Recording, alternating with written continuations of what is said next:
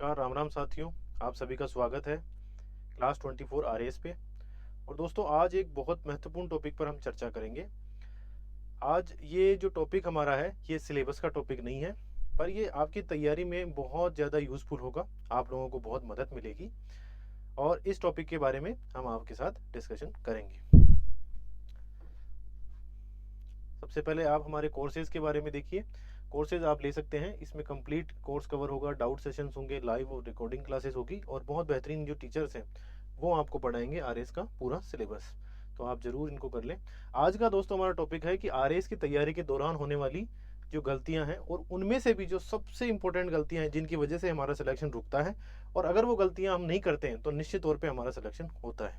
देखिए दोस्तों, आपके और हमारे आसपास बहुत से ऐसे लोग हैं जिनका पहली बार में चयन हो गया, और बहुत सारे ऐसे लोग हैं जिनका 2 3 4 अटेम्प्ट या उनका सिलेक्शन कभी हुआ ही नहीं है, या जो अभी भी तैयारी कर रहे हैं और 3 4 बार से सिलेक्शन नहीं हुआ है।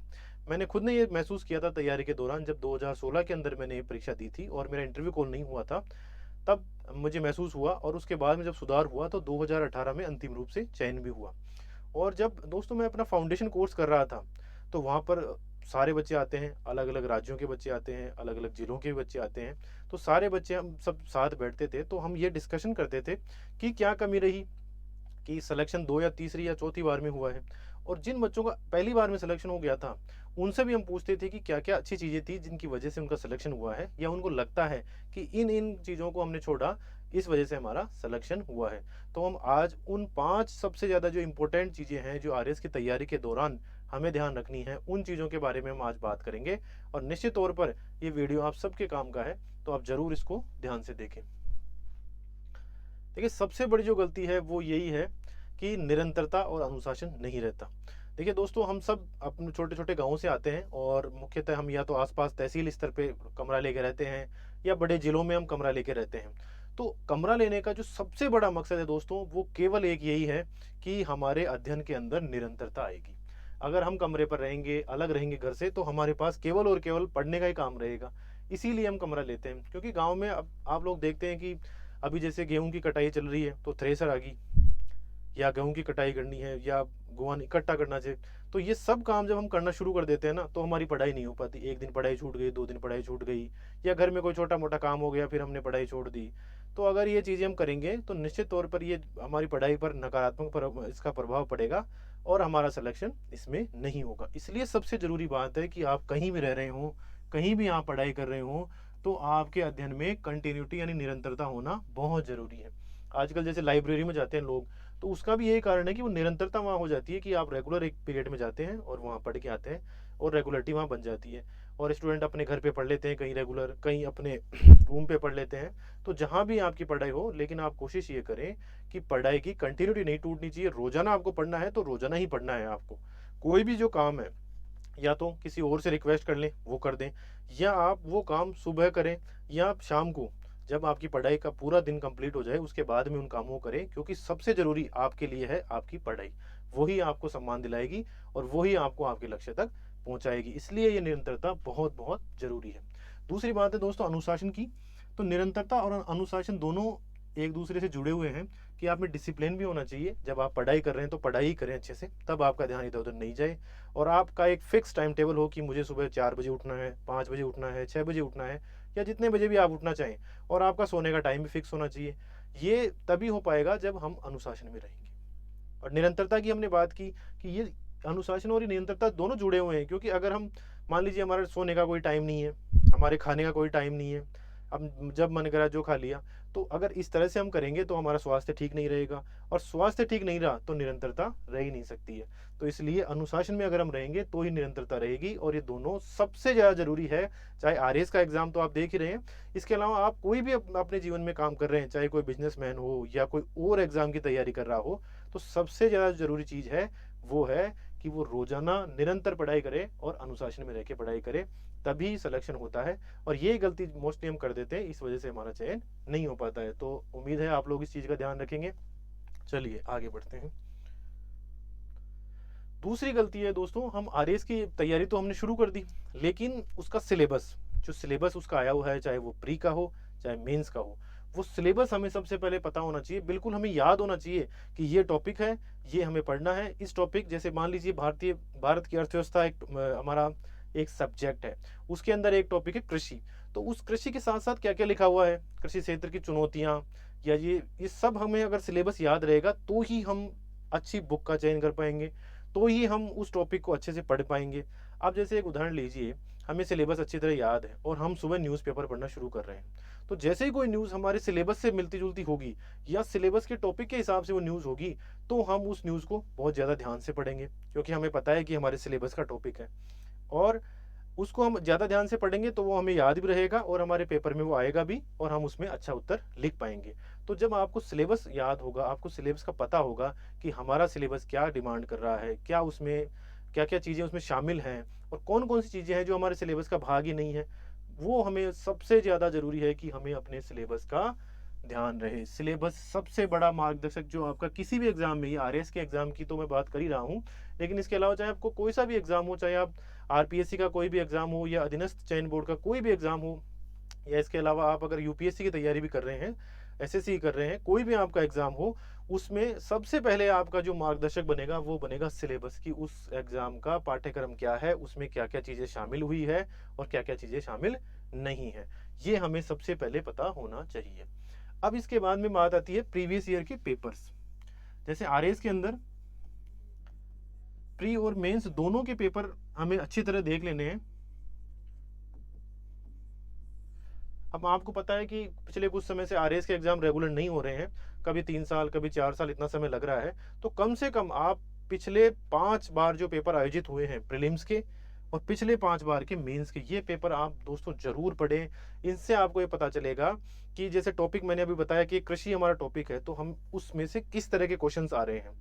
उसमें या तो तथ्य पर आधारित फैक्ट आ रहे हैं या उसमें एनालिसिस के क्वेश्चन आ रहे हैं या उससे संबंधित योजनाओं के क्वेश्चन पूछे जा रहे हैं या उसमें चुनौतियां उससे संबंधित क्वेश्चन पूछे जा रहे हैं। तो ये दोस्तों हमें तभी पता चलेगा जब हम जो पुराने पेपर हैं उनका हम एनालिसिस अच्छे से कर पाएंगे। और ये पेपर आपको पता है मार्केट में उपलब्ध होते हैं, सोल्व पेपर, और जो आयोग होते हैं उनकी वेबसाइटों पर भी ये पेपर और आंसर की दोनों उपलब्ध रहती है। तो आप कहीं से भी इनको ले सकते हैं और आप कोशिश करें कि अगर मार्केट से आप ये पेपर खरीद रहे हैं तो पेपर वो खरीदें जो पूरी तरह से सही हो, क्योंकि कई बार क्या होता है उनमें टाइपिंग मिस्टेक आ जाती है या उनमें गलतियां होती है। आयोग ने उत्तर ए माना है लेकिन उस बुक के अंदर बी लिखा रहता है। तो इस तरह की आप पुस्तक नहीं लें, जो शुद्ध, जो बिल्कुल सही और जिसमें सही आंसर लिखे हुए हों वो आप किताब लें। और अगर वो जिसमें टॉपिक वाइज ही बांटे हुए हों, जैसे इकोनॉमी के क्वेश्चन हो गए, हिस्ट्री के हैं, पॉलिटी के हैं, ज्योग्राफी के हैं, तो ये सारे क्वेश्चन उसमें जो टॉपिक वाइज बटे हों दोस्तों, वो आप पुस्तक लें और इस पेपरों का आप अध्ययन करें, ताकि आपको ये पता चले कि हमारे जो सिलेबस है उसमें से किस तरह के प्रश्न बन रहे हैं, कैसे कैसे प्रश्न बन रहे हैं। तो वो जिस तरह के प्रश्न बन रहे हैं दोस्तों, वैसी अगर हम तैयारी करना शुरू करेंगे तो फिर आप ये यकीन मानिए कि प्रीलिम्स और मेंस की हमारी तैयारी बहुत फोकस हो जाएगी। बहुत कम हमें मटेरियल इकट्ठे करने की ज़रूरत पड़ेगी और इसको जब हम बार-बार पढ़ लेंगे इस मैटर को, तो निश्चित तौर पे हमारा सिलेक्शन हो जाएगा। जब हमारे बैच में हमने बात की थी, जो जिनका सिलेक्शन पहली बार में हुआ था, तो उन सब का यही कहना था कि हमने सिलेबस को बहुत अच्छी तरह से याद किया। जो प्रीवियस ईयर पेपर्स थे उनको लगभग रोज़ पढ़ा, उनको रोज़ देखा, सिलेबस को रोज़ देखा, ताकि हमें ये ध्यान रहे कि हमें क्या पढ़ना है और क्या नहीं पढ़ना है। क्योंकि अब आरएस के अंदर आप देखोगे कि मेंस के अंदर कितने ज़्यादा सब्जेक्ट उसमें शामिल किए गए हैं, इतने सारे सब्जेक्ट्स हैं। तो अगर आप ऐसे कोई टॉपिक पढ़ रहे हो जो सिलेबस में है ही नहीं, तो आप सोचो, एक तो पहले हमारे पास टाइम कम मिलता है मेंस में, और फिर आपने पढ़ भी ऐसे टॉपिक लिए जिनका कोई मतलब भी नहीं है।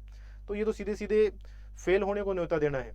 तो हमें फेल नहीं होना है, हमें पास होना है, और उसके लिए सबसे ज़रूरी है कि हम सिलेबस और प्रीवियस ईयर के पेपर का अध्ययन करें और अच्छे से अध्ययन करें, और टॉपिक वाइज हम अध्ययन करें कि किस टॉपिक में से कितने कितने प्रश्न आ रहे हैं और कैसे कैसे वो प्रश्न आ रहे हैं। चलिए तीसरे टॉपिक पे चलते हैं।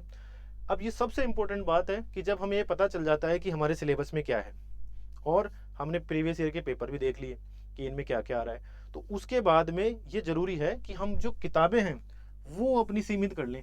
अब कई बार जो छात्र होते हैं, छात्राएं हैं, वो सिलेबस भी नहीं पढ़ते, पेपर भी नहीं देखते, बस मार्केट में जो किताब मिल रही है वो लेके आ जाते हैं। जैसे मैंने आपको उदाहरण एक कल भी दिया था कि जो पॉलिटिक या जो अर्थ राजव्यवस्था के लिए हम किताब पढ़ते हैं, वो एम लक्ष्मीकांत सर की एक किताब आती है, लेकिन दोस्तों वो इतनी मोटी है कि उसे आप पढ़ के और उसे रिवीजन करना वो बहुत बड़ी बात हो जाती है, बहुत सारा हमारा टाइम लग जाता है। तो इसकी बजाय आप वो किताब बाजार से खरीदें, और जो इससे पहले मैंने आपको बताया कि हमारा सिलेबस क्या है, उस सिलेबस के हिसाब से टॉपिक को छांटें, और उसके बाद में पिछले वर्षों में किस किस तरह के क्वेश्चन उसमें पूछे गए हैं, ये क्वेश्चंस भी हम छांट के अगर उनको हम पहले पढ़ लेंगे तो हमें ये पता चल जाएगा कि इस पार्ट में से हमें किस तरह से पढ़ना है। क्या हमें फैक्ट भी याद रखने हैं, क्या हमें अनुच्छेद भी याद रखने हैं, क्या हमें जो उससे संबंधित तथ्य हैं वो भी याद रखने हैं। तो हमारी डिमांड पेपर क्या हमसे चाहता है, आयोग हमसे क्या चाहता है, वो हमें पता चल जाएगा, और हम एक पुस्तक का चयन कर पाएंगे और उसी पुस्तक को हमें बार बार पढ़ना है। अभी जैसे आरएएस की वैकेंसी नहीं आई है, बहुत जल्दी आने वाली है, तो जैसे आरएएस की वैकेंसी आएगी उस समय मार्केट में पता नहीं कितनी किताबें आ जाएगी। जैसे इकोनॉमिक्स की 5 किताब आ जाएगी, पॉलिटी की 5 आ जाएगी, हर सब्जेक्ट की खूब सारी किताबें आ जाती है। और जब भी हम बाजार में जाते हैं, शाम को जब भी घूमने जाते हैं मार्केट में, तो एक आध किताब तो खरीद ही लाते हैं। अलग अलग सब्जेक्ट की एक एक किताब हम खरीद लाते हैं। तो दोस्तों आप ऐसा बिल्कुल भी नहीं करें।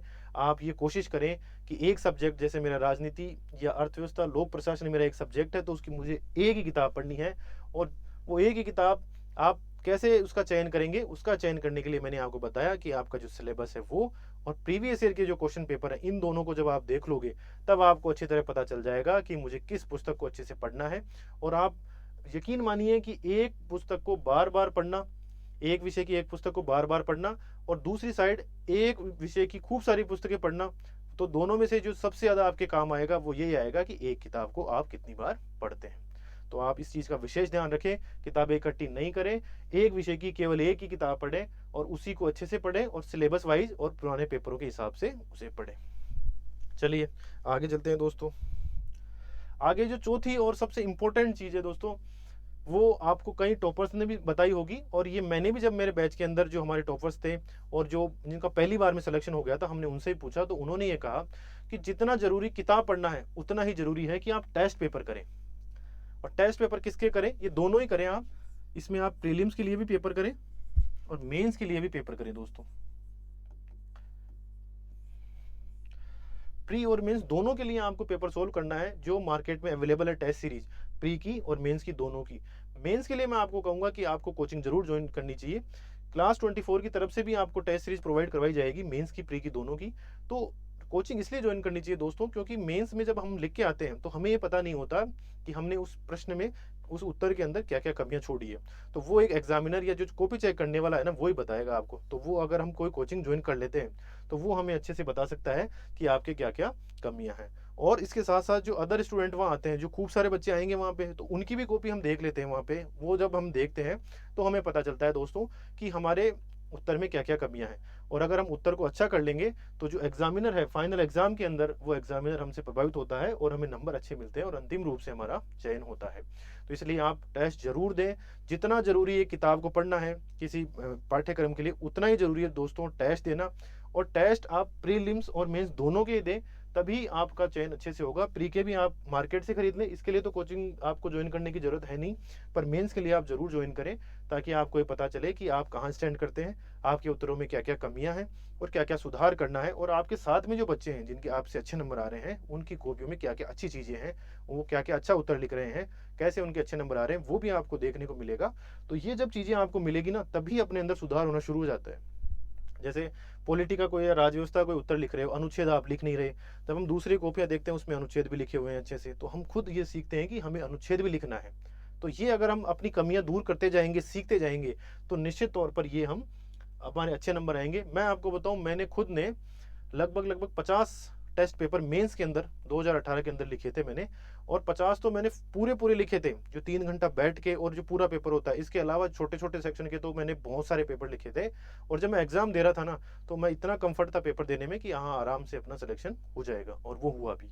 तो इसीलिए मैं आपको कहता हूँ दोस्तों, मेंस और प्री दोनों के आप टेस्ट पेपर दें, इनका आपको बहुत फायदा मिलता है। कई बार हम ये सोचते हैं दोस्तों कि अभी तैयारी हुई नहीं, या अभी मेरा सिलेबस पूरा हुआ नहीं, तो जब मेरा सिलेबस पूरा होगा तब मैं टेस्ट पेपर दूंगा। तो वो सिलेबस भी पूरा नहीं होता और टेस्ट पेपर भी नहीं होते, और लास्ट में सिलेक्शन भी नहीं होता। तो आप लोग ऐसा बिल्कुल नहीं करें। तैयारी अब एक रेगुलर प्रोसेस होती है, वो चलती ही रहती है। वो कभी भी ऐसा नहीं है आप आरएएस के अंदर ये कह दो कि हाँ आज मेरी तैयारी पूरी हो गई। ऐसा कोई दिन नहीं आएगा दोस्तों आपके आरएएस के एग्जाम की तैयारी में जिस दिन आप ये कह दोगे कि मेरी तैयारी पूरी हो गई।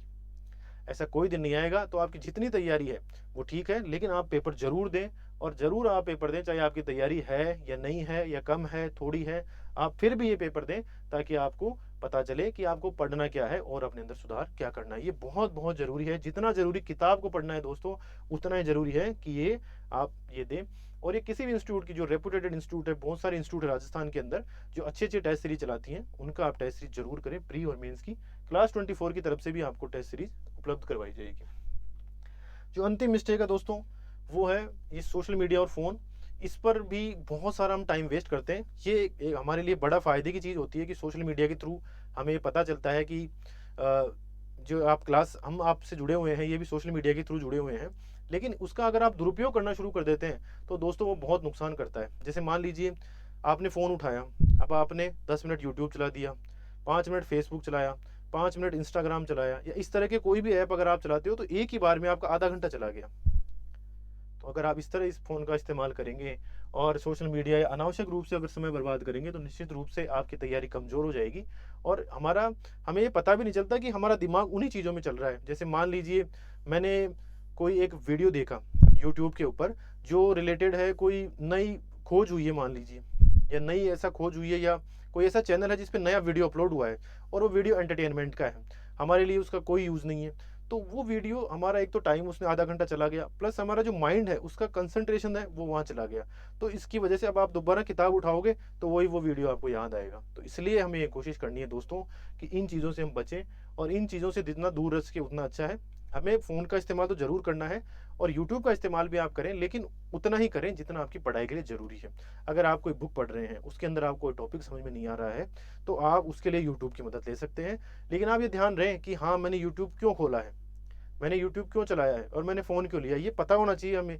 हम भूल जाते हैं वो तो, और फिर उसमें धीरे-धीरे क्योंकि यूट्यूब की प्रोग्रामिंग इतनी अच्छी है कि वो उसको इंटरेस्ट के हिसाब से वो उसी तरह की वीडियो दिखाया जाता है। तो आप लोग इस तरह से इस चीज़ से बचें और कोशिश करें कि जितना हो सके उतना इन चीज़ों का कम इस्तेमाल करें, और इनका इस्तेमाल भी अगर हम कर रहे हैं तो इनका इस्तेमाल ऐसा होना चाहिए कि हमारी पढ़ाई में उसका कोई यूज़ हो, हमारी पढ़ाई में वो हमारी मदद करे। मदद नहीं कर रहा है तो फिर तो बेकार ही है, और जब मदद करने लग जाएगा तो ये हमारे लिए फ़ायदे की बात बन जाएगी। तो उम्मीद है दोस्तों आपको आज का वीडियो अच्छा लगा होगा, आप सबके लिए यूज़फुल होगा, और मेरी आप सबके लिए यही प्रार्थना है कि आप सबका चयन हो और आप सबका भविष्य उज्ज्वल हो, और आप इन चीज़ों का ध्यान रखें और अपनी पढ़ाई को एक अच्छी दिशा में लेके जाएँ। आप सभी को शुभकामनाएँ। Thank you.